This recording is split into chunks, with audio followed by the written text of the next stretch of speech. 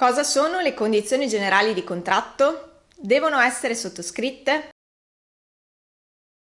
Il nostro studio legale a Verona assiste società, imprenditori e professionisti nella crescita della loro attività, sia nella fase di sviluppo e redazione di contratti commerciali di molte tipologie, sia nella fase di analisi di eventuali contratti imposti da partner commerciali più forti.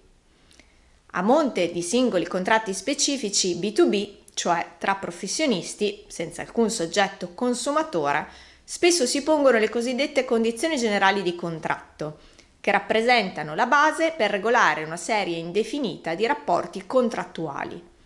Tali condizioni, per l'appunto generali, vengono predisposte unilateralmente da uno dei contraenti e sono pienamente efficaci nei confronti dell'altro contraente se al momento della conclusione del contratto questi le ha conosciute o avrebbe dovuto conoscerle usando l'ordinaria diligenza. Spiegheremo tra poco che cosa si intende per ordinaria diligenza.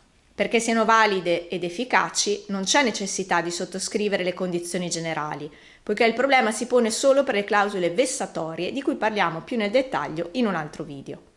Le condizioni generali di contratto si rivelano spesso uno strumento utile per snellire la negoziazione e la regolamentazione dei rapporti.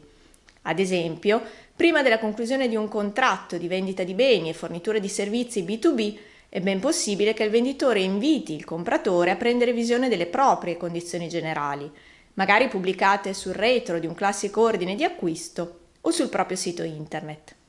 In altre parole, il contraente ha l'onere di attivarsi per conoscere eventuali condizioni generali applicabili prima della conclusione del contratto, usando la cosiddetta ordinaria diligenza, ossia il grado di attenzione e competenza che mediamente è possibile attendersi da una società, un imprenditore o un professionista nell'ambito dei rapporti B2B.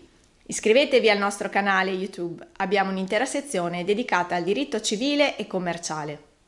Per maggiori informazioni visitate il nostro sito e seguiteci sui social media.